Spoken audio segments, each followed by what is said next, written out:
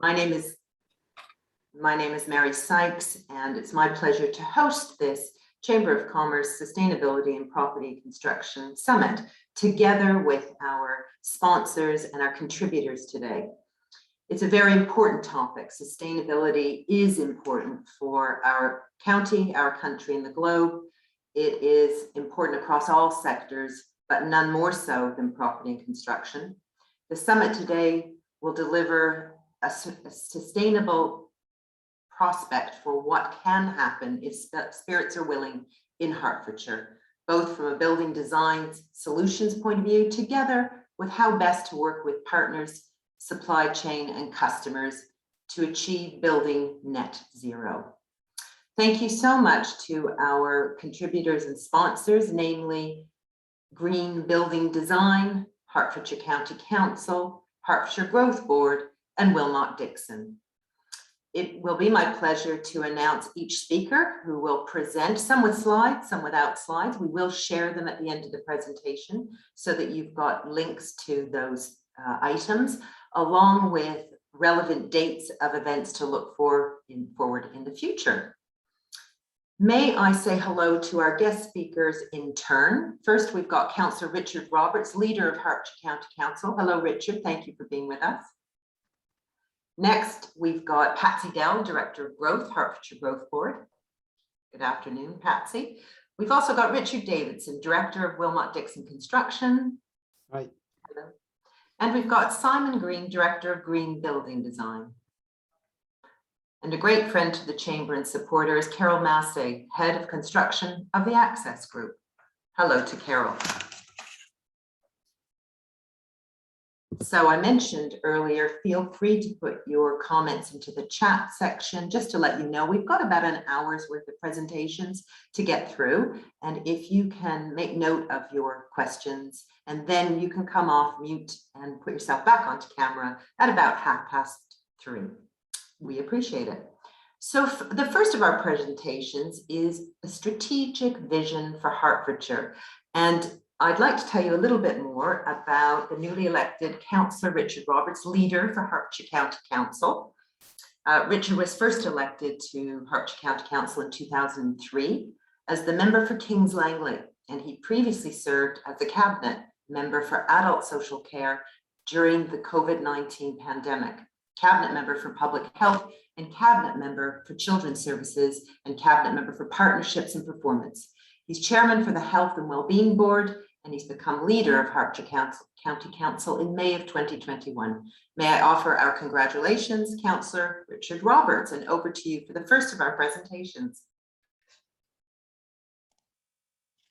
Thank you, Mary, so much for the intro. That's really kind. Well, I don't need to tell you that I'm the County Councillor for Kings Langley, do I? I've been the leader now for 3 months. David Williams, previous leader, did not win his seat, and that was the end of him. And I had to step in fairly sharpish, and I'm delighted to be here with you this afternoon. I'm delighted to be part of your summit, and a big thank you for inviting Patsy and myself to say a few words about the vision for Hertfordshire and in the context of collaborative leadership. I'm a long-term resident, councillor representing the ward, and multiple roles in cabinet, and now leader of the county council. Hertfordshire is one very special place, containing gems of built and natural environment. The county's built environment has been evolving for millennia, with Roman remains, the Abbey, Tudor towns, Georgian villages, the garden towns of Letchworth and Welling, but also the indelible mark of the massive building programmes of the 60s and 70s, which brought us the new towns and the new estates. Our place, Hertfordshire, in all its granularity, is a key responsibility for local government. And we have a statutory duty to consider the economic, social, environmental, health and well-being of our 1.2 million residents and the communities they live in. We know our local areas and our communities intimately. I know this is true because residents ring me up and give me grief if I don't appear to be playing my part to the full in their village, their road and their family, quite right too. The full panoply of local democracy brought to bear is a powerful beast, and nothing provokes more interest and often ire than development. I'm going to talk to you about the strategic vision for Hertfordshire first, and then pass over to Patsy, who will give you more of the detail. We're emerging from a significant pandemic situation, where every part of the public and voluntary sector has stepped up to the national effort, from the health service to care services, education, law enforcement, and of course volunteers supporting shielding residents, and then the vaccination programme. Among these, councils, both the County Council and all our boroughs and districts, have played a pivotal role, delivering massive support. Government support through councils has been huge. At the County Council alone, we have received and spent 144 million supporting our care sector, vulnerable adults, especially those with learning and physical disabilities, and getting the homeless off the streets, keeping children and families safe. But just as important and integral to this period of flux and change is a battered economy where certainty has been hard to come by. Mental health in the young and older, particularly older working age adults, is palpable.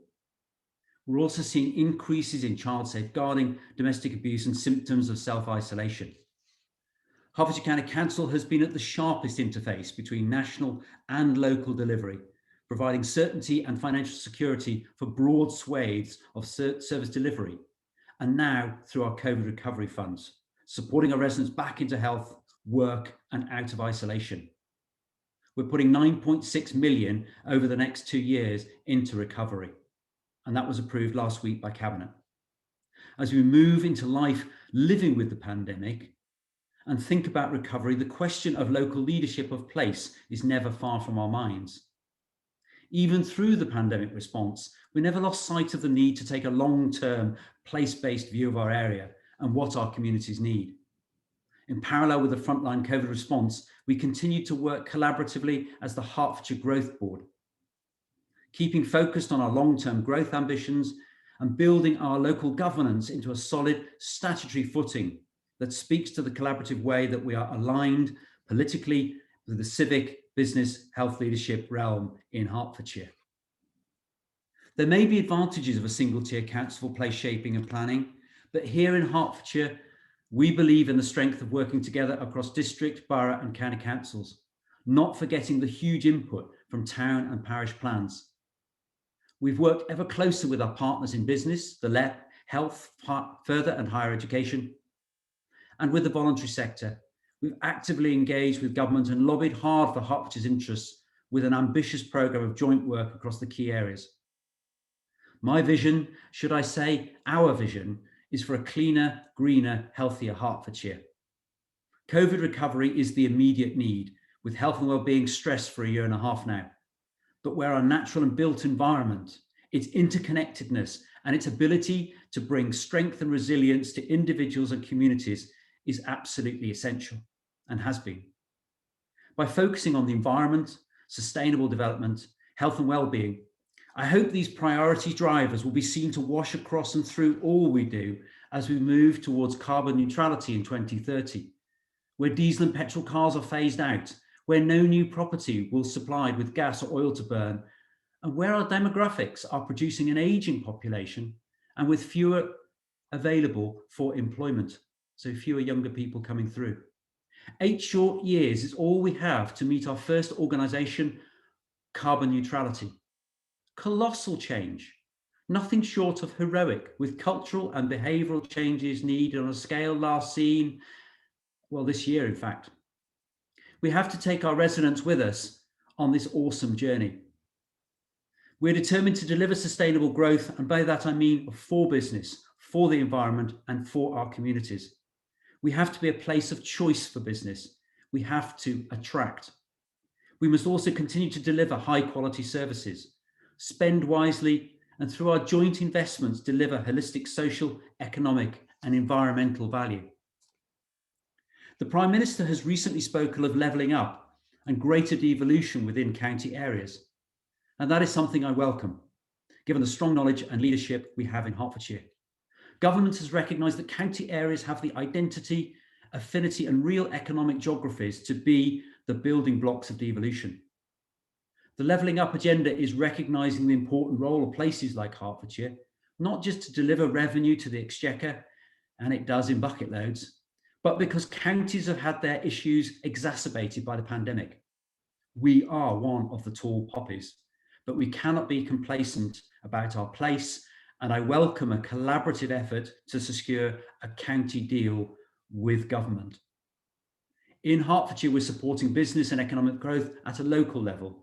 We're pursuing the regeneration of town centres and high streets, supporting the delivery of better quality and more affordable housing, helping individuals find jobs and develop new skills, improving local transport links and investing in local culture and green spaces. We're working on strategic growth challenges like the funding of necessary infrastructure and the removal of barriers to delivery, and doing this together.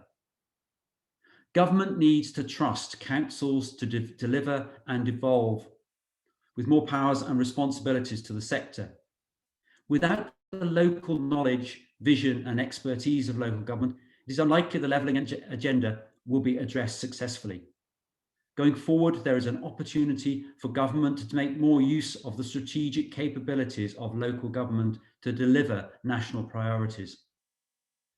I welcome your engagement in this agenda and your support in the delivery of the right kind of sustainable growth for Hertfordshire. Thank you. I'm now going to hand over to Patsy to cover how collaborative working is happening through the work of the Hertfordshire Growth Board. Patsy, over to you. Thank you. Thank you, Richard. I'm just going to share some slides. Hopefully that will be seamless.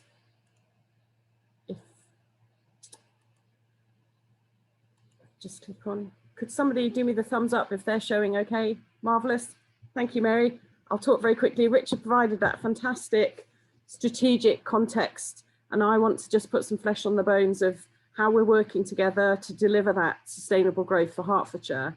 And it's really just to start with, what are we doing and why? Clearly, Richard has talked about that long-term place leadership, the real responsibilities that councils have with their partners to look after their areas and their communities. And in Hertfordshire, as Richard has said, we're working together, joining up political, civic and business leadership for the benefit of our place, working collaboratively to improve life for people and our communities, and to be able to grow in the right way without compromising our environment, our communities, people's quality of life, and to do it in a way that puts our communities first. And the Growth Board was set up back in 2018 to work in a collaborative way, to take that long-term perspective for Hertfordshire and to tackle our growth challenges together. Where they're bigger than the sum of the parts, it's important that the councils, working with the local enterprise partnership and with health and other partners, have come together to try and tackle the things that are a challenge for us around infrastructure and obviously climate change, and being ready to meet our carbon requirements and decarbonising transport. They're all issues that we need to work with partners, and that's what we are doing. For those of you that don't know, the Growth Board was formed from the 11 councils and the local enterprise partnership.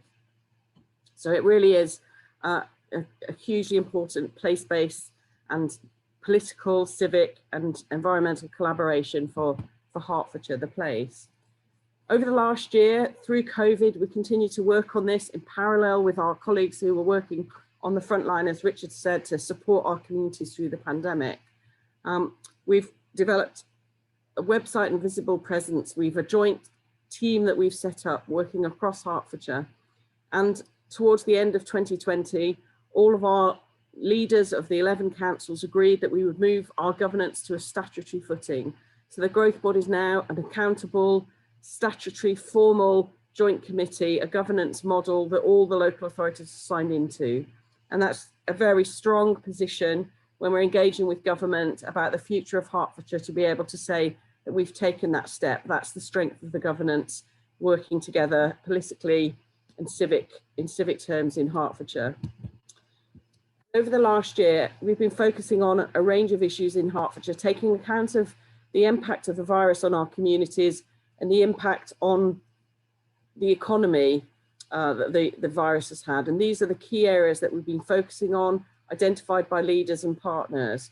So future Hertfordshire, we want to make sure we're doing strategic planning and making sure that there's a golden thread dealing with climate change and sustainability that runs through all our future plans for our places.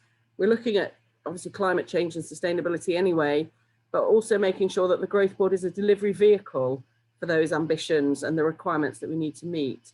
We're making sure we're joining up with health and obviously taking forward digital delivery and placemaking, crucially important piece of work, and making sure that Hertfordshire is a match for its areas and is delivering a digital future that will support the way we want to live and work in Hertfordshire. We want to make sure that Hertfordshire is investment ready, and issues that may have been less of a worry to us pre-pandemic, we absolutely are tackling and embracing, making sure that we have the right conditions for investment in Hertfordshire, and people can come here and know that they've got an open arm welcome from both local authorities, leaders and business in Hertfordshire to come and invest and work with us and drive that innovation that we need for our economy. So protecting our communities going forward from the impact of the virus on our economy and creating the conditions for investment. We're also very focused on being delivery ready. So making sure that we're looking at the homes that Hertfordshire needs, that we're getting the right kind of homes in the right place, enabling greater access and affordability for the identified homes that we need for Hertfordshire. We're working with our local enterprise partnership partners, and this is just to talk about really some of the work they've been doing. So we've been working in a very joined up way. Their economic strategy is really looking very closely at skills, the skills we need to transition and adjust from one sector to another in Hertfordshire, but also making sure that we've got a skills strategy that supports our high growth clusters and sectors. The LEP have done some really important work working with our film, TV and creative economy partners and looking, for example, at the cell and gene and life sciences sectors, two incredibly strong and important sector areas for the Hertfordshire economy. And they're moving those investigations further into advanced engineering and manufacture and sustainable construction, so that we really know who the key players are in Hertfordshire, how those sectors operate and how the LEP with the Growth Board can work together on giving them the support they need to invest in Hertfordshire, have the workforce they need, the housing that their workforce needs, and making sure we really are supporting a long-term sustainable economy for our place. Working for some time on our north and south growth corridors. We've identified these growth corridors as a pivot away from north-south growth, which traditionally there's been in Hertfordshire, but looking at strengthening east-west growth to the south of the county and the north. And clearly the south of the county has a more developed growth corridor at the moment, but the north area of the county may be where future growth has to be located when we're looking out towards 2050 and those times in Hertfordshire's future. We've got political and civic support for the programme architecture we've put in place, and we've got a range of projects that are supporting accelerating housing, looking at our key sectors, so creative and screen industries and the science and technology sector, looking at our community wealth building as a means of keeping investment, wealth and productivity in Hertfordshire. So we have a programme that's looking to support these corridors as growth locations in future, including key infrastructure like the Hertfordshire and Essex Rapid Transit Scheme. So we're planning ahead and we're supporting really sustainable growth strategy that's right for Hertfordshire. Just thinking about homes and homes delivery in Hertfordshire, and it's very much something that isn't a numbers game for leaders and the local planning authorities across Hertfordshire. It absolutely is about delivering sustainable placemaking. We do have a broken housing market and we're working very hard to give it the support that it needs, but to make sure that it's the right kind of quality of placemaking and the delivery of new homes. We've got a significant growth agenda with 100,000 new homes needed by the mid-2030s. We've got some really strategic sites, the garden town, garden communities, garden villages, urban extensions, post-war new town, town centre regeneration. We've probably got every type of growth that you could imagine happening in Hertfordshire. So it's a significant agenda with a large infrastructure price tag with it. And that's another reason why we're working together through the Growth Board. So we can have a single dialogue with government to help and support our growth challenges, but also make sure that the investment that's coming in is delivering the right kind of outputs. So close working with us and our partners. This slide up because those of you involved in delivering housing will be aware of the challenge between delivering the number for Hertfordshire, that's the 100,000 homes by the mid-2030s, and getting the outputs we need at the moment. So currently in Hertfordshire, we're delivering around 5,000 homes a year against the target of 7,000 homes a year. And that's going to take really considered work with our partners to uplift from 5,000 new homes coming out of the ground to 7,000 every year. And we're going to need to pull on everybody's creativity, working together across our delivery pathway, using off-site manufacture, modern methods of construction to try and increase the output rate for new homes in Hertfordshire, because we really need them. So that's one of our key challenges. 7 out of 10 of the councils in Hertfordshire have scored in terms of the housing delivery test. They're red on the government's radar, which means they need to deliver more every year. So we have got some key challenges in making sure we've got the conditions to be able to deliver that kind of growth on an annualized basis. I've talked about OSM. We've got huge expertise on off-site manufacturing in Hertfordshire through some of our institutions, and up at Hertfordshire Innovation Quarter, our enterprise zone, been doing a lot of work around clean construction, how we can help and support a new industry sector coming to Hertfordshire by working on the pattern book, increasing awareness amongst our local planning authorities and colleagues, having priority and demonstrator sites so that we're all aware of the contribution that off-site manufacture can do to accelerated housing delivery in Hertfordshire. So that's a key area of work that we're looking at with partners to try and increase output in that way.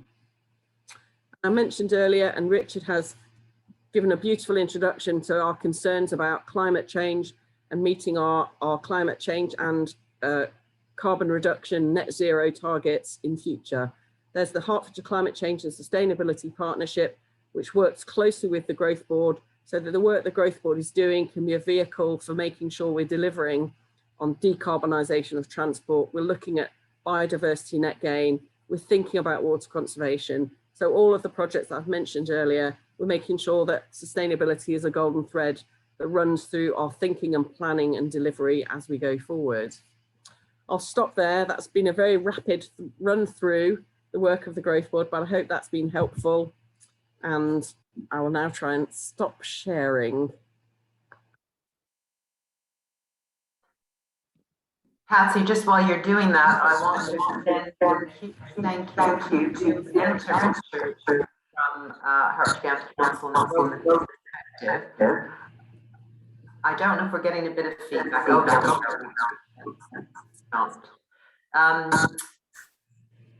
Patsy, if you could put yourself on mute, that would be maybe helpful. I just think from a feedback point of view. Thank you so much. Really appreciate that. So yes, a lot of content there, and I'm sure a lot of questions. I can see Richard's got his, oh no, he doesn't have his hand up. I beg your pardon.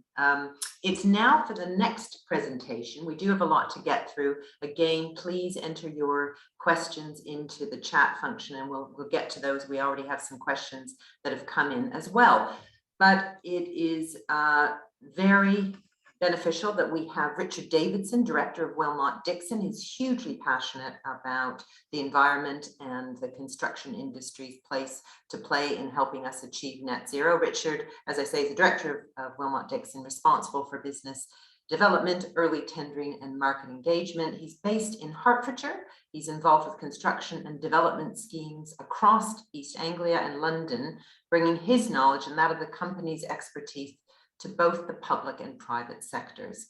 Richard will now be presenting to us about the benefits of early engagement, collaborative contracts, and stretching targets, and I suppose having those big ambitions. So I will now hand over to Richard Davidson. Thank you very much. Thank you, Mary. That's a big introduction, isn't it? So yes, hello everybody. I'll just bring my screen up, which should hopefully bring me here. And there we go, little slideshow. Okay, well, thank you first for inviting me to come and talk. It's been a pleasure to be part of the Herts Chamber for the last few years and adding value wherever I can, either encouraging others to kind of be part of the chamber, but also talking about sustainable development and many of its guises. So before we get too stuck into me, I'd like to try and play a video, which hopefully will work, but it can be stubborn. Okay. Can you hear that, Mary? Thumbs up. Can you hear any music? I knew that would happen. Can you hear me still? Okay, all right. I'll tell you what. We'll lose the video because it takes a bit of time. And so the video really was a precursor to talk about Wilmot Dixon and what we've done, but also actually gives you context. But so the first thing I really wanted to talk about really was about the built environment. And for those of you who don't know, the built environment is responsible for nearly 42% of all carbon emissions from the UK, which is quite sizable and rather scary. I've given some information here, which is all from government statistics. But I think what's also really important to recognise is that it might be 42%, but that means that's something we can all really go for. And so if we just think about that really is that there's a lot we can all do, and that 42% is representative across a whole different band of activities. So whether that's from commissioning projects, delivery, the running of our buildings and the decommissioning of our buildings. So that footprint might sound a bit big, but we can all go for it. And I think there's an opportunity where there is a large scale thing to go for, there's an opportunity. And I think the one thing to also that I talk about quite frequently is there's no silver bullet. I think we all recognise, and everyone talking today recognises that we all have a part to play. And whether that's individually from the things that we do in our own home, and it was interesting to hear Richard being held to account by his neighbours. I think we should all hold ourselves to account as well. But whether that's individually, whether that's our business, whether that's our organisations, but it is that collective aggregation of all our efforts. That's what's going to make the difference, because we can't wait. We have to get on with things. And I think what's really encouraging to me is actually starting to see now these efforts extending through the whole value chain. So whether that's from discussions right, with county councils or with customers commissioning new buildings, talking about net zero, that's talking with our supply chain partners who are asking us, how can we decarbonize? What can we do differently? Or proposing a new product or a new service. It's really encouraging that we're starting to see more of this coming. And for me, the other thing is also about working with all of our partners and all of our institutions. This collaboration is used a lot in conversation, but actually now has been the most important time that we must keep doing it. So working with the BRE, working with our professional institutions. So just thinking about that is we do have a legal commitment to hit net zero carbon. That's very clear. And if anyone doesn't think we have to do something, well, it's in the law. We've got to do something about it. But we're also trying to come out of a COVID crisis. And Richard mentioned it right at the beginning, really, is we're looking for a green and sustainable recovery. So we have an opportunity here right now to do the right thing rather than doing the same old thing.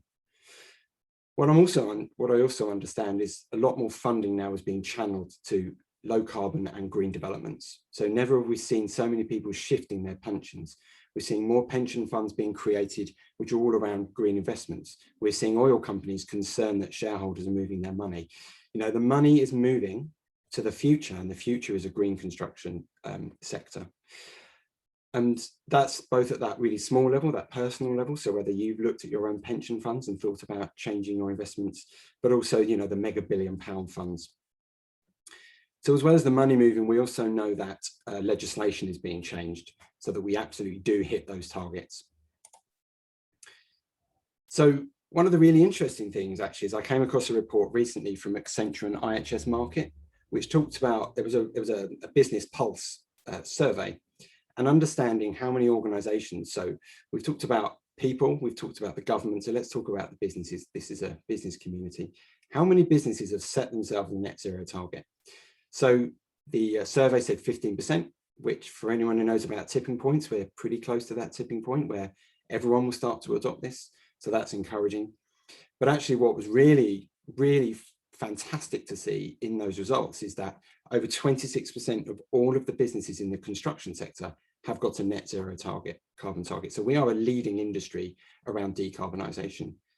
And then looking at that chart in the middle, what I also found really encouraging is once people have set a target, they've gone for 2030. So it's over 78% of businesses have said by 2030, we will be net zero carbon. Now I work for an industry for a business that's done exactly that. We set that very clearly last year.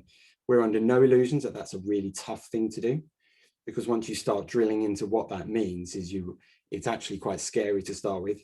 Then you ask questions about how on earth am I going to do it? But once you start going, actually you can keep, the ball keeps rolling. So if people want to ask, by all means, go ahead, because that's exactly the only way we'll do that. And the reason I'm saying this, actually, putting all this information, is because being net zero isn't an outlying thing anymore. I started the journey about 11 years ago, and it was very much a niche thing to do, to be looking at zero carbon and sustainable developments. But it isn't niche anymore. We're moving into the mainstream. And the reason why I think that's really important is that rather than being an outlier, being mainstream, is that actually, if you don't start adopting these practices soon, you're going to be left behind. And no business wants to be left behind. No authority wants to be left behind. Most people have a fear of missing out. So let's remind ourselves, maybe there's a fear of missing out if you don't get on this. It's not only is it important for our economy, for people, for our planet, it's also important for your business continuity. But change is scary, change is difficult. So what can the construction sector learn? How can the construction come forward? Well, the government has stepped in to help us a little bit. So last year, December 2020, the government produced what's called the Construction Playbook. So some of you will be familiar with this, but maybe not everyone. So this is for want of a better description, a best practice on how to get things built, to make sure you deliver on the right outcomes. And Patsy, you mentioned earlier about delivering the right outputs, which I think is really fantastic to hear, because this is perfect alignment with this strategy. Now, we've all heard of other reports in the construction sector. When I was at university, we were talking about Latham and Egan. We've talked about the Farmer Review. Why is this different? Well, the Construction Playbook is different because it's got teeth, because it's backed by the government. And this is the first time we've had something that says, this is how you are going to do it. And I think that's really powerful. And this has been pulled together by experts across the public and the private sector, by all the right people, by making sure that we've understood what's going on and then picking out the best practice. So this defines the new rules of play, and we shouldn't forget this. Now, it's a big old document for those who want to read it, and there are 14 policy areas. So this is really fundamental, and I'm not going to dwell too long on all 14. These are the policy areas where there's either existing policy or policy is being drafted to support moving forward. The Construction Playbook at the moment is all about government funded projects, but it won't be long before it's being rolled into all public procurement. And this is best practice. And we know some private sector customers are already adopting these practices. So if I think about the Building Better Partnership, which is across a number of the big commercial developers, they are already adopting a number of these principles. So let's drill into three of these. So I'm going to talk a little bit about pipeline and portfolios, about supply chains, and then effective contracting. So pipeline and portfolios, firstly, again, Patsy, sorry, it's lovely to see your introduction because that really helps me a bit, is talking about, you said the right homes in the right place, and you talked about the corridors. Now, the reason why we want to hear that as a sector is it gives us confidence. It gives us confidence to invest. And that's one of the biggest challenges in the construction sector, is about investing in the right things. Because we've been talking about a skill shortage in this sector before I joined it in the 90s, and we still haven't fixed it. And that's partly because it's very difficult to take confidence, because we don't know what job's coming next. And there's a lot of SMEs involved in the construction sector, and it can be quite hand to mouth. I do work with some very small contractors, and it's quite scary for them. So actually, one of the things that we're asking back into local authorities is to talk about, helping you to develop this pipeline and these portfolios. Give us the confidence that work is coming. Let's spend our money on innovation and training. Let's invest in MMC. Patsy, I'm sure you've had lots of conversations with people about MMC, and they always come back and say, yes, but I don't know who's going to buy my product after the first year, because I need to fill up my order book beyond. Investing in a factory is an expensive business. So we need to do that. We need to look at creating longer term relationships, because this is where we start to drive efficiencies, and the sector is inefficient. We know that. And then just coming really about why are we looking at pipeline and portfolios? Well, this is all about giving us confidence, buy-in, and the Construction Playbook really moves out of this and says, this is a great way to invest in your SMEs. So Richard, if we want to invest in our local supply chain, we need to give them confidence they've got the work in Hertfordshire. So let's move to our supply chains. The Construction Playbook is very, very clear about accessing specialist advice earlier in the project than we've been used to. As a contractor, I've been talking about it for 20 odd years, about the main contractors can add value pre-planning. We can add value when you're at feasibility stage. Why don't you come and ask us? Well, exactly the same is true of all of our supply chain. Let's talk about some of those specialists. We've got some amazing niche providers in Hertfordshire. Let's get them in early. Let's see how they can give us those benefits. If we get them in early, some people are worried about front loading, but actually our way of working is about getting all the problems on the table up front, solving them, and then delivering better, faster, cleaner, more efficient sector. Who doesn't want to work in a sector, frankly, that is efficient and delivering great value outcomes? And we know we're being driven around value. The Treasury needs to look at their Green Book a bit more effectively to help us consider value rather than cost, but we know they're doing that. And I think that's something that's going to come out in October. So maybe don't ask me to bet on that, but maybe a fiver. Then the last thing really is to talk about effective contracting. So again, the Construction Playbook talks about smarter procurement. It says stop doing aggressive confrontational contracts. You're not helping yourself. And really importantly, the two things here is about outcomes. Define what your outcomes truly are, not how much is it cost per square meter, but ask me how much local value I want to create. Ask me how many jobs I'm going to create. Because actually, if you define those at the beginning, everyone will start to add more value in and you'll get a better quality product because everyone's invested in it. You know, if we keep buying cheap as chips, we have horrible buildings. I don't need to tell you about Grenfell as to what one of the mistakes was. We know what the problem is there. So just thinking about that, but effective contracting, Construction Playbook talks about social value. We need to deliver that better. We need to deliver more social value. We need to add that in. We know how to measure that. The Construction Innovation Hub, the Construction Leadership Council have been working with industry leaders and academics to create the value toolkit, which is something that some of the main contractors are going to trial this year with local authorities to show how actually, if you invest wisely, you can deliver so much more than just a building. You can transform lives, you can transform environments. We want to spend money wisely. We should be held account to that, but let's make sure we're spending it on everything, because the money local authorities get from government is hard to get, so you have to spend it carefully. The value toolkit as well, the Construction Playbook also talks about the concern about the Carillion collapse. Again, that was the race to the pricing bottom. Nobody wants to be there. So I've talked about money. I've talked about government giving us support. Well, the government's also got a stick, and they're called the law. They're called the rules. And I've picked out 4 things here. They're not all the government rules, but first and foremost, the Building Safety Bill 2023, the final pieces of the puzzle will be dropped into place. I mentioned Grenfell there earlier. That's holding us to account to build better, safer quality buildings. That's giving more responsibility or greater visibility of what's going through. We're talking about the golden thread here. So we should be making sure that we're now already delivering to that. And some organisations are already working to those new guidances. Some Hertfordshire-based organisations close to home, but some Hertfordshire-based organisations have been involved in making sure that what we build is safe for people to live in.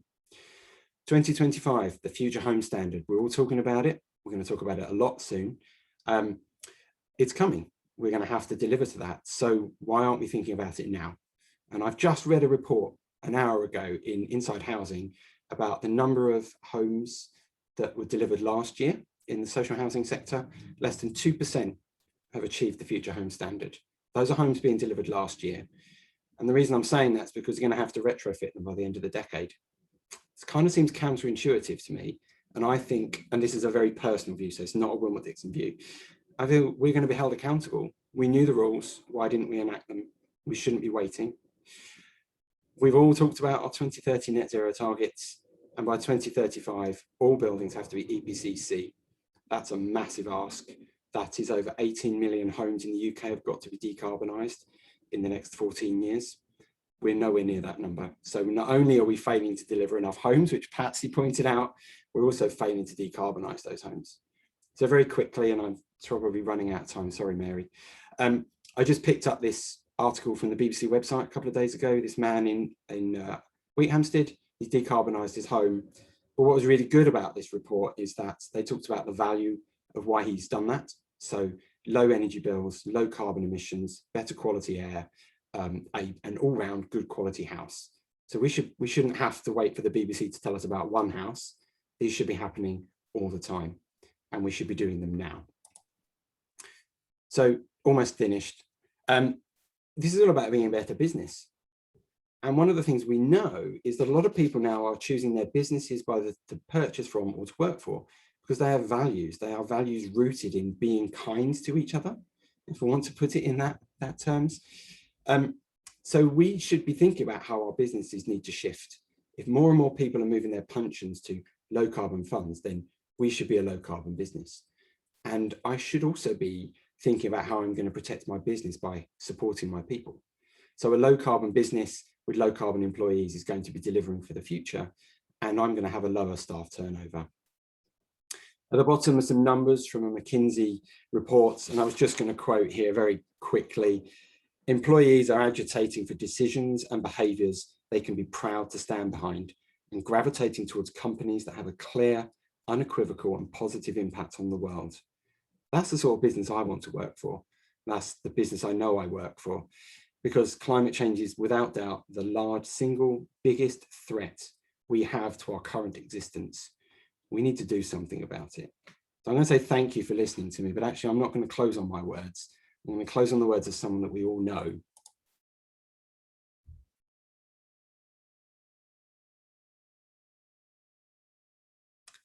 Thank you very much, everybody. Thank you to David Attenborough. Well, thank you, Richard Davidson, and to David Attenborough. A lot of information, a lot of challenge, and another C is a lot of confidence. So we really appreciate that presentation, Richard. Next on our agenda is an excellent presentation, I'm sure, because it's green by name and green by nature. It's my pleasure to introduce Simon Green, Director of Green Building Design, who's going to be talking about how and what heat pumps are, their importance for sustainability, and what we can do to provide the most efficient design to ensure electricity bills are low as possible. I just want to tell you a little bit more about Simon, and for that matter, a couple of our speakers are award winners, and I know that Simon's business, Green Building Design, have been winners of several business awards in this arena of sustainability. Simon is Managing Director of Green Building Design Consultants. They're an acknowledged, forward-thinking expert company in engineering aspects of low carbon, energy efficiency, and dilapidations. Simon's been an engineer for over 30 years, and he's an active member of RICS, London Dilapidations Forum. He's a respected and sought after M&E, mechanical and engineering dilapidations expert. He regularly lectures and presents on M&E. Thank you, Simon, for being with us, for sponsoring our event, and we look forward to your presentation. I hope you don't mind the green by nature and by name. No problem at all. Thanks very much. That's quite an introduction. Just going to get my slides up on the other screen. Okay, well, as I said, I'm Simon Green, and I'm going to just talk mainly today about heat pumps. I think most people in the audience will probably know what heat pumps are, and I want to try and satisfy some myths about how much they pay back and how much they don't pay back. So first thing I want to talk about really is what is heat pumps. And obviously those are heat pumps that you typically see on the roofs. They are a magical electrical driven machine that, using a refrigerant technology and cycle, can magically put 1 kilowatt of electrical energy in and get 2, 3, 4 or 5 kilowatts of energy into your building. So they're very, very efficient, and that's really why the government has now started to push us away from gas boilers and to using this type of technology, because it will be proven to use an awful lot less carbon. And as we've all been touching on in these previous lectures, it's carbon is what we're looking to save to stop global warming. Air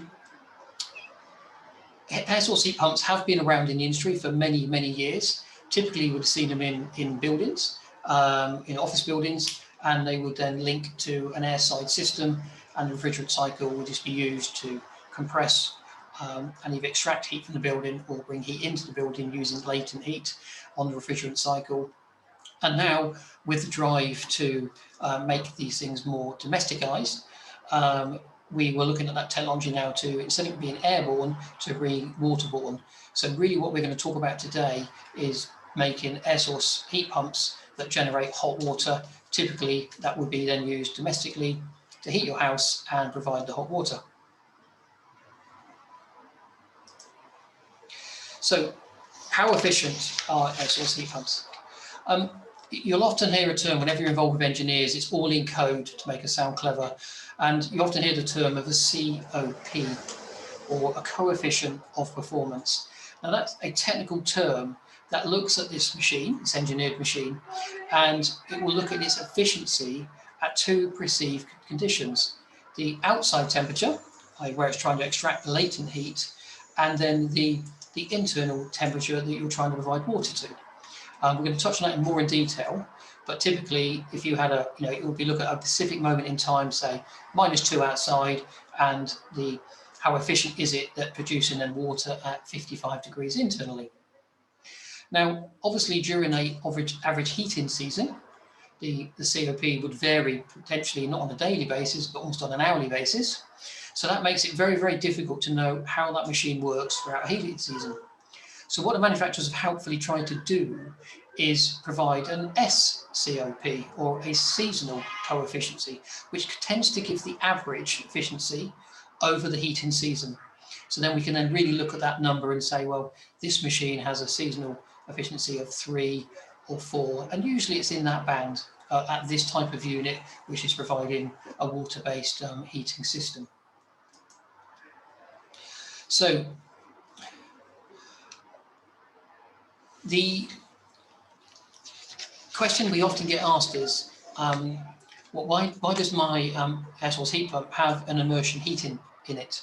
Now, immersion heaters are in there for 2 reasons, and 2 reasons only, and this is probably one of the most important things about being efficient and saving the world. They should not be used generally. They should only be let to be used by the control system. Now, if your air source heat pump breaks down, then obviously that immersion can be used in a short term for an emergency to give you some hot water in your house. And then the only other time it really should be used is you have a tank of hot water in your house, typically at 55 degrees, and with the risk of Legionella developing in that water, every now and then it needs to be raised to 60 degrees for pasteurizing. And that's really where the immersion will come in on the controls. So if ever you go to a house, or I've been to houses that have problems with their energy use, and you often see that the immersion's been on 24/7 because they keep running out of hot water, obviously that will help to raise temperature, but clearly it's not very efficient, and it's going to be very, very expensive for you. And it shows, unfortunately, that the hot water tank has been undersized. Now, what the table shows, which I know is a little small to read, is really showing how the manufacturers calculate the temperature of the internal hot water, which, as you see, that table's going up to 65 degrees at -2, and then it's dropping down to 25 degrees at 15.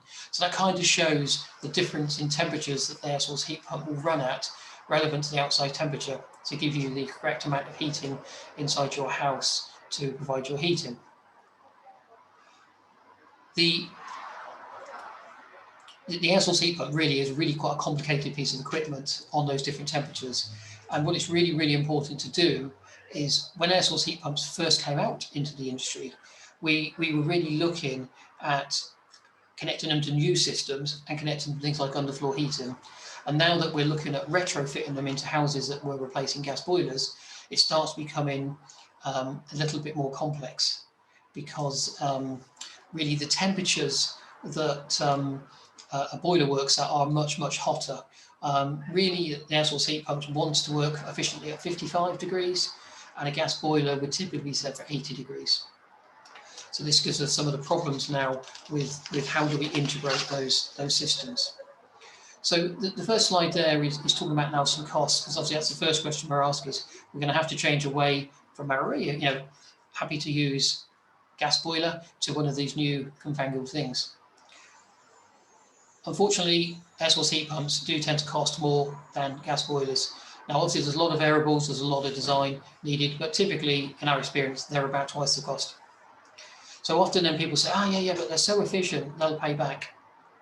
Now, some of our problem at the moment is that our gas in this country is just too cheap. It doesn't carry the same carbon taxes that electrical energy does. And typically, I was looking last week in preparing for this lecture, and my gas bill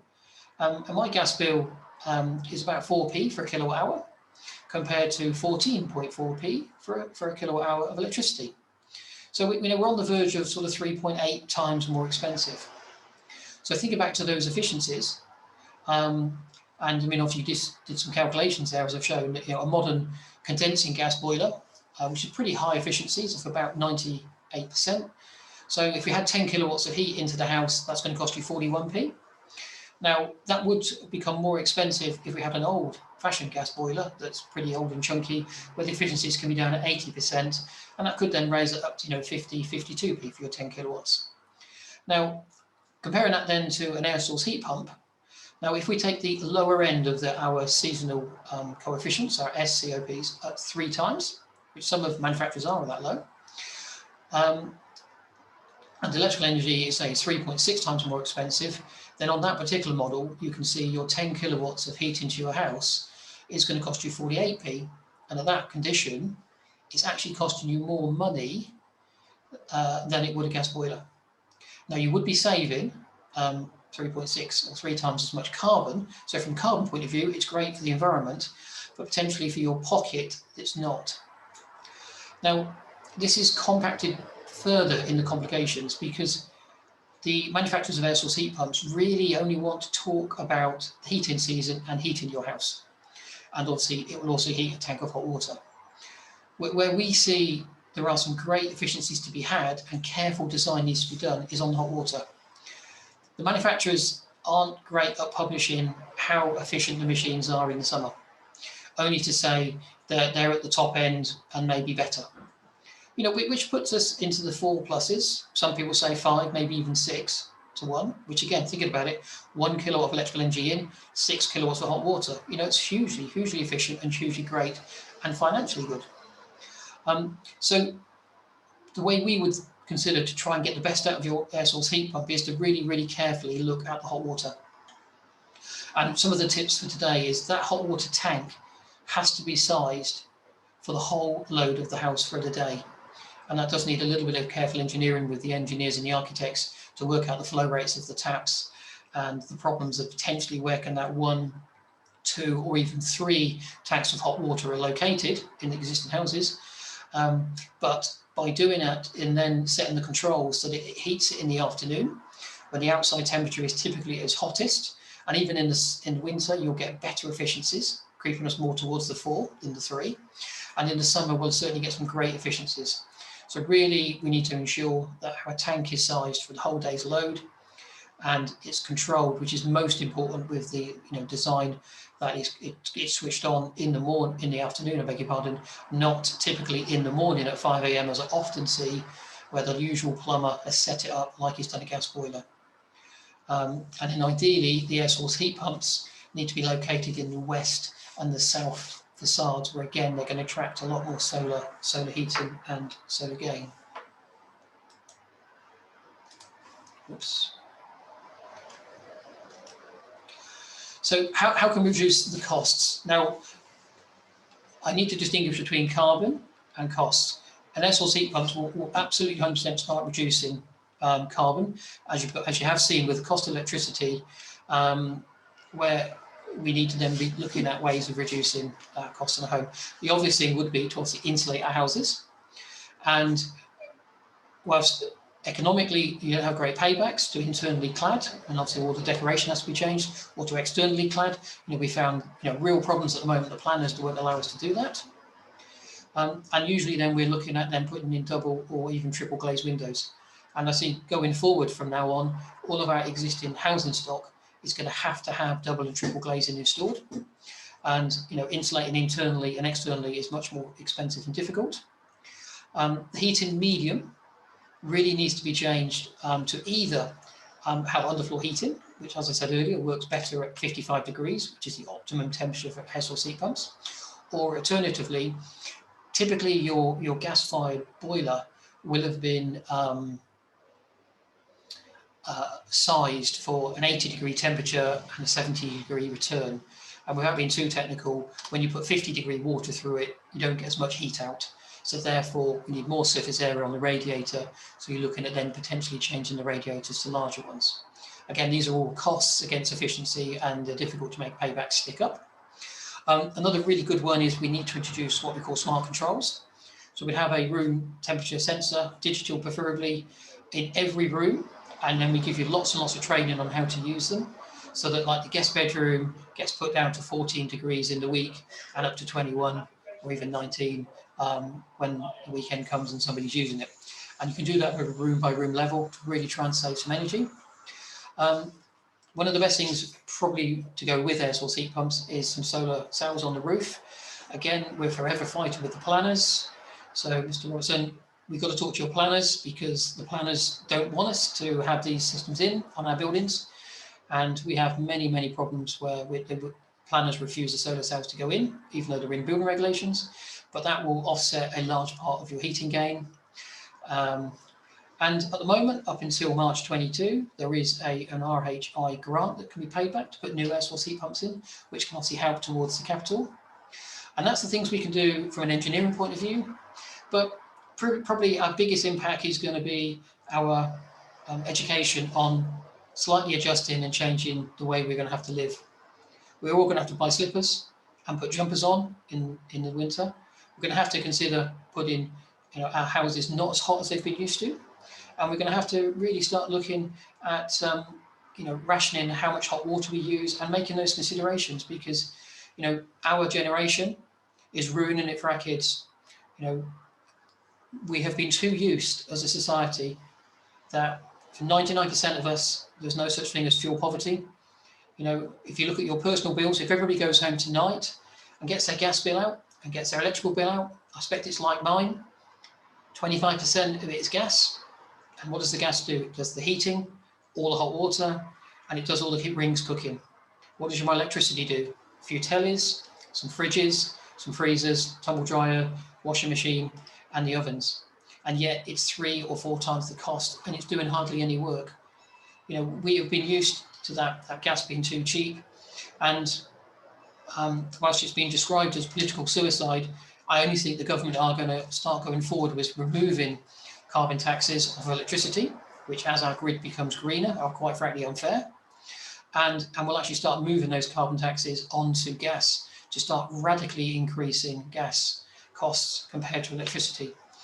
If they don't, it's going to be really, really difficult for us to convince people to move over this new technology. And as you've seen on my numbers, it's very difficult to make it pay back unless you're using absolutely tons and tons of hot water.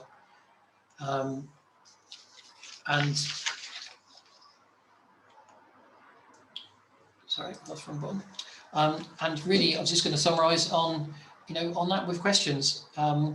I did see there was a question come up from Andrew about EPCs and the MEES. I know I've not been asked to talk about the MEES today, but the MEES regulations are the government regulations that are in effect behind the EPC certificates. The consultation is with the government at the moment, Andrew, to look at the EPCs. Currently from April 2018, it was illegal to rent or sell a building that had an EPC of F or G, which is pretty low. And at the moment, there's a consultation about how much that's going to be raised. And I think that's where Richard Dixon is thinking that it may be EPCC in 2030. I suspect it may be higher than that sooner, Richard. That's my opinion. But thanks very much. Thank you, Simon, very much. And some sobering facts and figures there. A couple of takeaways I think might be no pain, no gain in terms of all of us as consumers and citizens of this world to embrace our reduction of reliance on carbon, etc.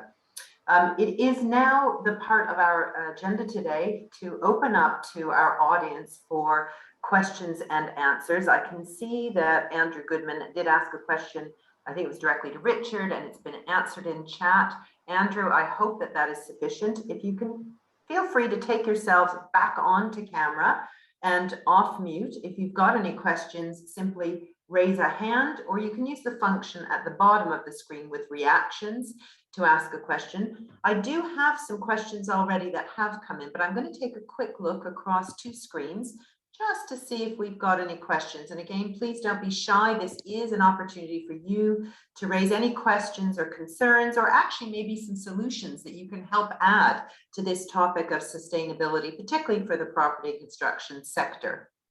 So I can certainly see a hand from Nigel, and I can't see anybody else at this moment. So Nigel Grant, over to you.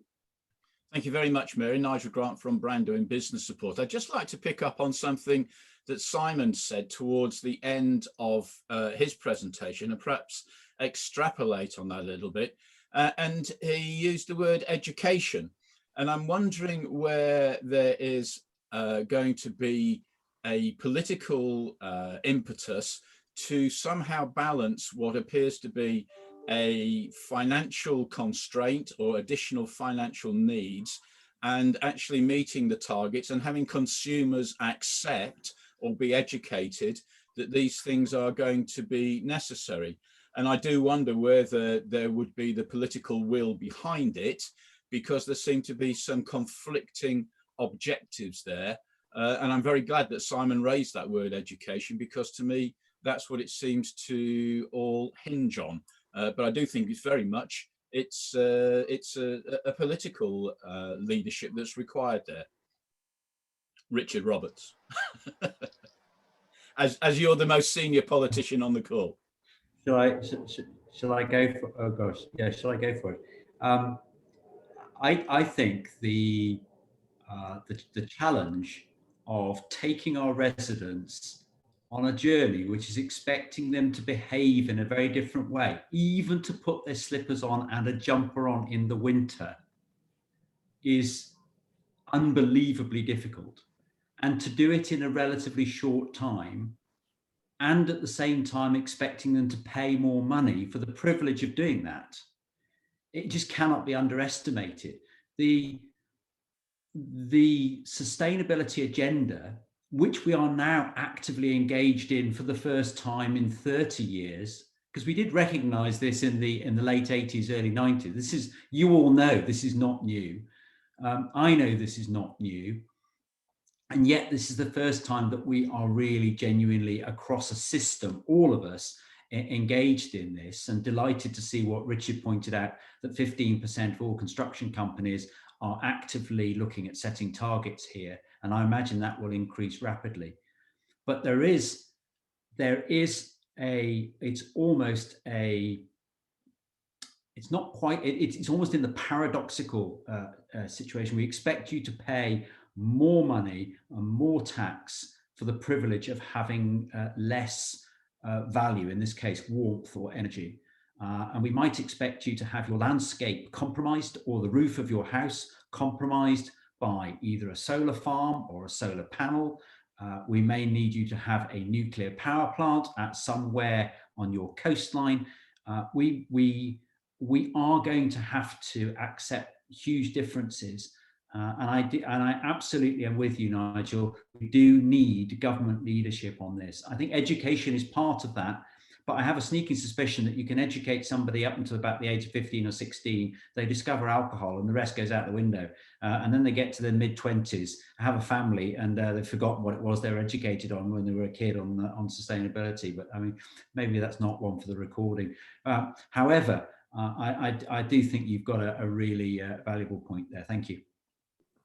Thank you very much to Nigel and to Richard. Simon, can I come back to you, because you raised it in your presentation and you might want to reply to Nigel's comments about education. Nigel, it's absolutely, couldn't agree with you more. You know, we educate each client we go to, and you know, it's so difficult. You know, I bet most people on this call, if they've got children, spend all of their life going around switching lights off at home because, you know, the electricity bill is expensive. And how many of us then go around and turn the thermostats down in the rooms? You know, we have had 40 years of gas heating and hot water just being too cheap, quite frankly. And, you know, when I raised this in London, there were some fairly senior government people there, you know, about raising taxes on gas. It was described as political suicide. But, you know, I'm not the blonde idiot that said we're going to be carbon neutral in 2050. I'm just telling you the solution on how we're going to do it. And it does mean we've got to all start using way less, you know, of our resource. and it is a change of lifestyle. I mean, it will be very interesting to see how many people have 3 holidays next year. You know, now that we've now had 2 years without it, or we're all going to have 5, and the impact on that. But education is, and you know, we have to start with educating our contractors, because how many times I go to an air source heat pump where somebody's paid, you know, an awful lot of money for their large new big house, and they're really, really cross with the £2,000 electric bill they're getting, and wanting to sue everybody. And I go there and I find that the plumber that for the last 45 years has set the gas boiler up to do 3 hours from 5 a.m. to 8 a.m, maybe an hour at lunchtime, and then come on 5 till say 10 o'clock in the evening. And that works fine for gas, because gas doesn't care what the outside temperature is, but it's completely the wrong way to set up an air source heat pump. So that efficiency alone, you know, has tremendous impact, especially when the gas gets so much cheaper.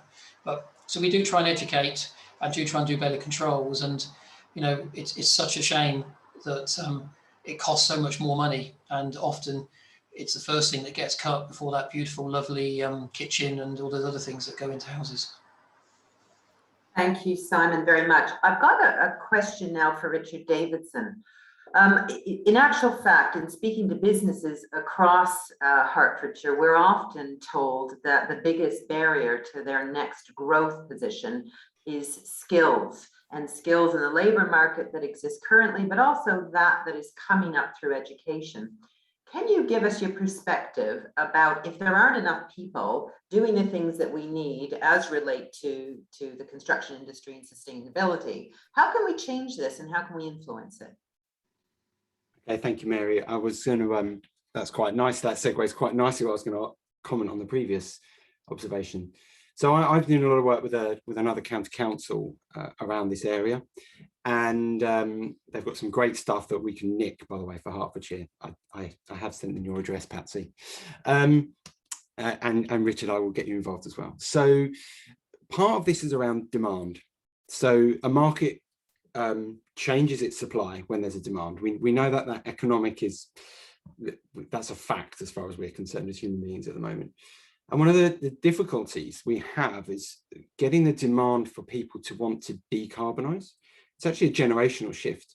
So there's a really interesting study that points out that people in their teenage years and in their 20s are much more likely to engage in the conversation around decarbonisation than people in their 60s. But the people in their 60s tend to have most of the power and the money, which is why the tax is difficult, because some people don't want to tax older generational people because they're more likely to vote. Now let's put the politics to one side. So we were meeting with an organisation that was talking about how to help people decarbonise. And one of the things we have to do is to help put more information into the system to get more people to ask for low carbon technologies. Because once we get more people asking, there's a demand in the marketplace, and then people start to respond in doing that.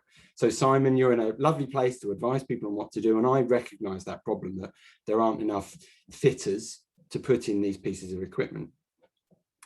So one of the things we talked about with another council is trying to create pipelines of activities so that actually organisations are much more likely to invest in it, because just one person asking for one air source heat pump does not an apprentice make. But 100 people on a street asking for air source heat pumps has created a supply chain, has created a larger demand, has therefore then created a ready marketplace which someone can come in and enter, and that does make an apprentice. Because actually that's where we're looking at, and we're trying to invest in either T-levels, apprenticeships, and upskilling a lot of the members of our own supply chain, which we're doing quite successfully. It's very difficult to kind of get into the small builders, and we know that they're all doing very well.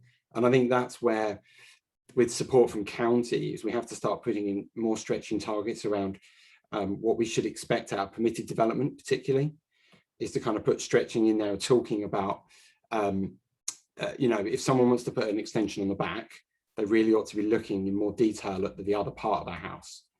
So I think we've got to look at, so sorry, I'm kind of mixing it a little bit there, but we're looking really for more people to ask, to create a larger demand, which then generates more people wanting to become entrants.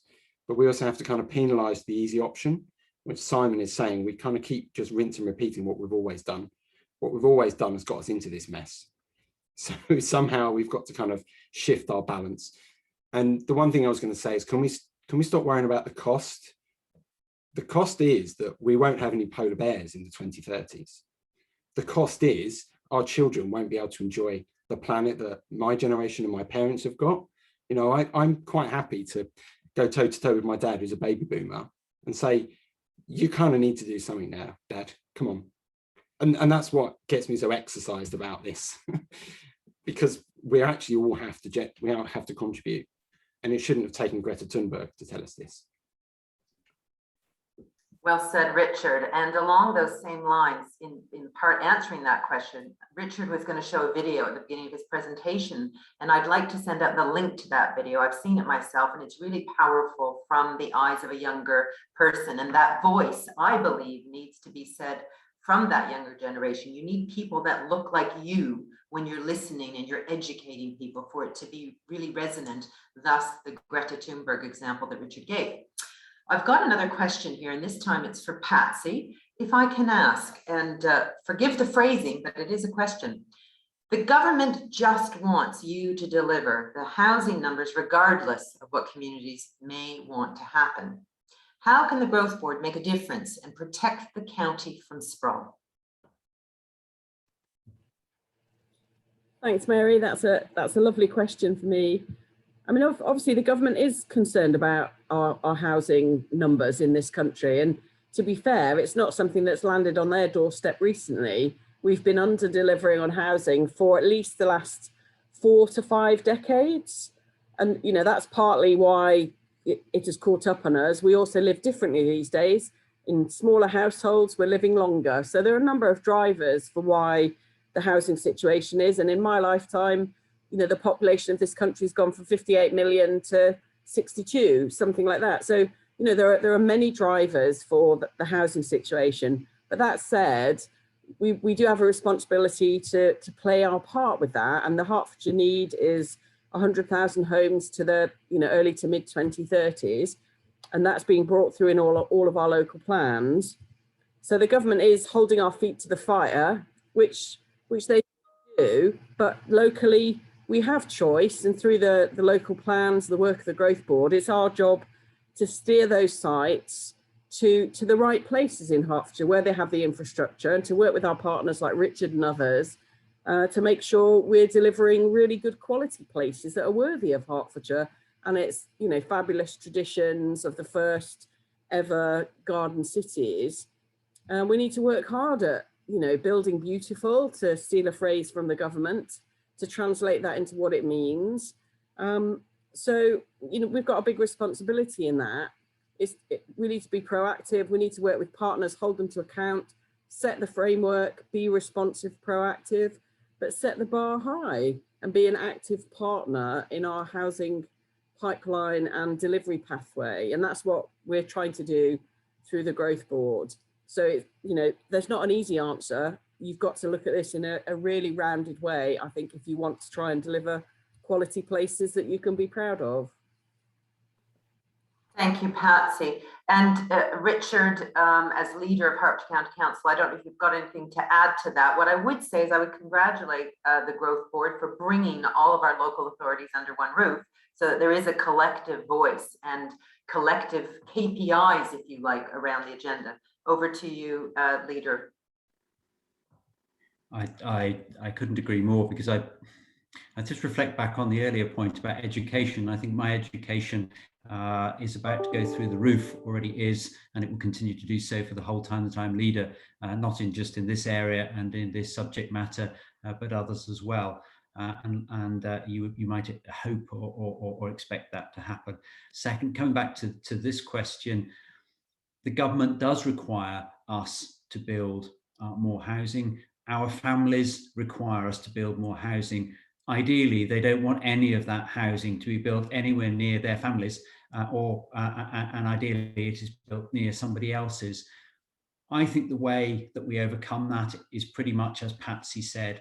We have to demonstrate that what we are building, the quality, the connectedness, the ability to get to a place of employment, to a place of beauty, to a destination worth visiting, and that can be done possibly by bicycle or walking or in a safe way that doesn't currently exist. And while new builds have a wow factor and a livability factor, where people flock to invest in, whether, when I say invest, not just their money, but their time, their family raising time. That's what we must aspire to. It's all about quality. And if I might go out on a limb, and I really shouldn't, should I? But if I was to go out on a limb, I would say that if we can make Gilston work, and perhaps if we can make Hemel Garden suburb work, could we make in the future, and that's where the big strategic boards are working and the growth board has a view, can we make other discrete new settlements work which have all of the elements of environmental sustainability within them, so that would be employment, connectivity, livability, and all of those aspects of life that we'd wish to be part of. And I think that's the big win. Enough from me, thank you. Thank you so much. Time is rapidly moving on. We've got time for one more question, which I happen to have, unless somebody else in the audience wants to ask one. And then I'm going to be handing over to Carol Massey for some closing remarks and summarizing from all of the presentations that we've been given. But my last question really for the panel today, or specifically for Simon Green, is what does the future hold for the gas boiler? And as a resident of Hertfordshire with a gas boiler, I'm waiting with bated breath to understand what the future is. I mean, there's no actual legislation about the gas boiler yet, other than new homes can't be built after 2030 with it. But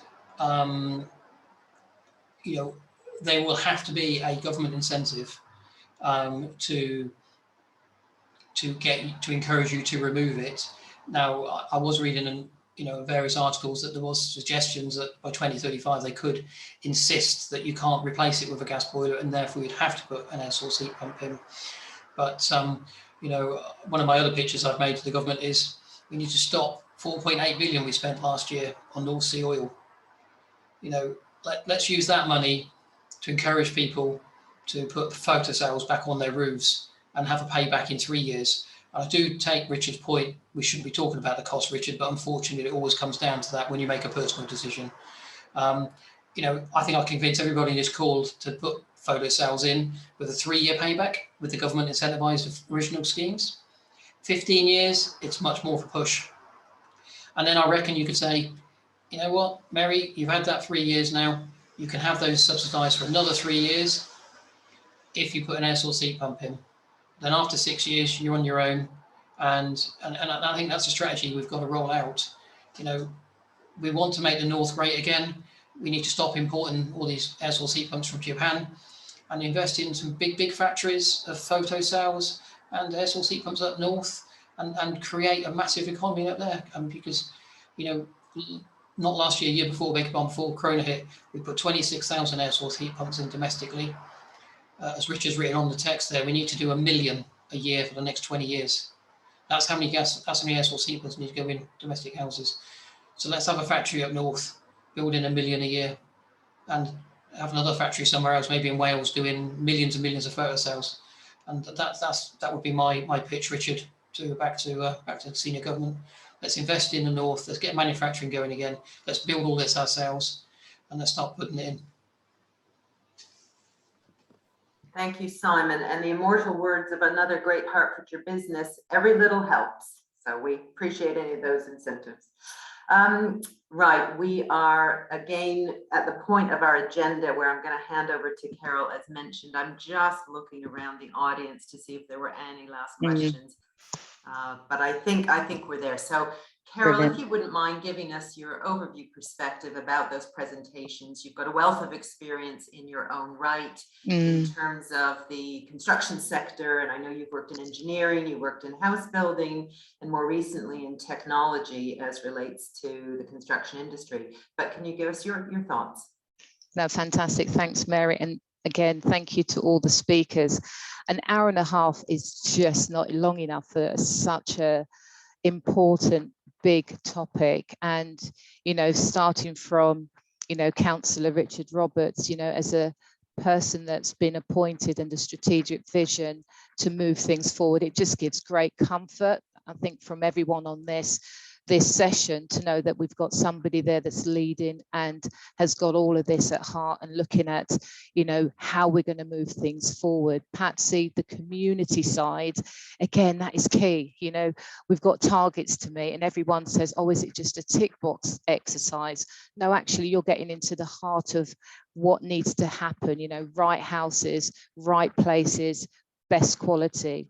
And then moving on to, you know, one of the leading construction companies, Wilmot Dixon, always lovely to hear from you, Richard, because a business has actually taken that important part of actually having a department and a team of people to look at how they do it. And again, we're all being educated on these sessions as to how this is for everyone. It's not just individuals, it's all about here and now, collaboratively doing what's going to be right for now and the future of our generation. You know, we all see what's happening with the weather and everything else, and the whole construction sector. We need to bring more talent in. That's something that's been ongoing. We've still not got there yet. Simon, you know, in terms of, you know, the design and the, you know, putting a jumper on and wearing my slippers, you know, if that's what it takes, we're being told about it now. We need to start making sure that we're moving in that right direction. Now, as Mary says, I've you know, been in the construction sector for over 30 years, working in the sector, but also now into technology. And the technology is key, you know, all of this collaboration, making sure that we know what the good materials, the way of and methods of working more efficiently, rather than having individuals saying, well, no, I'm going to keep that golden treasure to myself and I'm going to reduce costs. It's not about that. It's about how we all work in that collaborative way to help shape the future. And that's what it is. You know, the parting message from Richard Attenborough, you know, which was shown, it's right. You know, it's about here and now. We've all got a key role to play.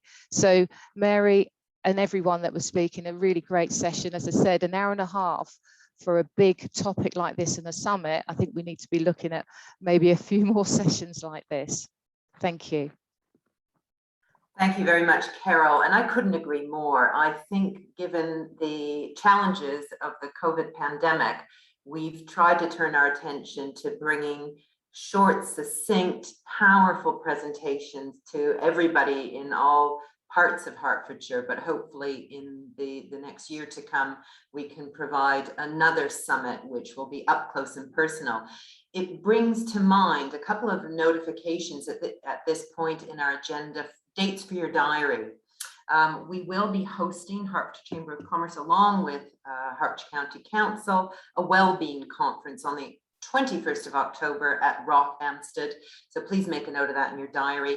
Really important also for the autumn. I don't have all the dates just now, but we will have some Meet the Buyer events. We've run some very successfully earlier in the year, and this is the opportunity to move into breakout rooms with buyers that are significant for projects in Hertfordshire, for those within the supply chain, those SMEs that feel sometimes they don't have a voice, but we want to keep the business in Hertfordshire where possible. So look out for the Meet the Buyer events.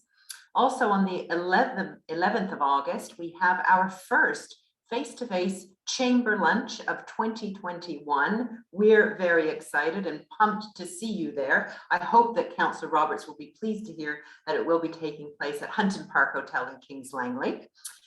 So that's the 11th of August. Also very, very important for those on the call today in the construction industry to bear in mind the Hearts Building Futures seminar and award giving. That's also the Thursday, the October 21st date. You can Google and research more information about that. And last but not least, I'd like to mention the Peer Network program that the Chamber are supporting. It's run via the Hearts Growth Hub, supported by Hertfordshire Local Enterprise Partnership. And this is an opportunity for those businesses that employ more than 5, have minimum turnovers, but are ambitious for growth. This is a fully funded government program that will be afforded to a select number of businesses that come forward. So if you're interested, please get in touch with the Chamber of Commerce. You've heard a question posed by Nigel Grant of Brandoin. He's instrumental in rolling out that program and being a facilitator along with his expert team. We'd love to have more companies come forward, because once they're taken up, those government funded places, they won't be on offer again in the near future. That program will start in September. It's called Peer Networks, and we'd love to help get you onto that program if that's of interest. It leaves me to thank very much Councillor Roberts, Patsy, Richard, Simon, Carol, and all of the delegates today. I can see that colleagues are putting into the chat function if you want to take a snapshot of that, or we'll try and send those out in the notes to follow. Details for lunches and also for building futures. Thank you so much. It's been a pleasure hosting you today. We hope that you go out and you think about sustainability and the environment and everything that you do here forward. And I guess the challenge that's been put down by our speakers today is to let's think differently, let's be bold, and let's make a difference. Our planet and our community relies on all of you. So thank you so very much. It brings us really to the close of our event. And thank you so much to our speakers. We appreciate your involvement today.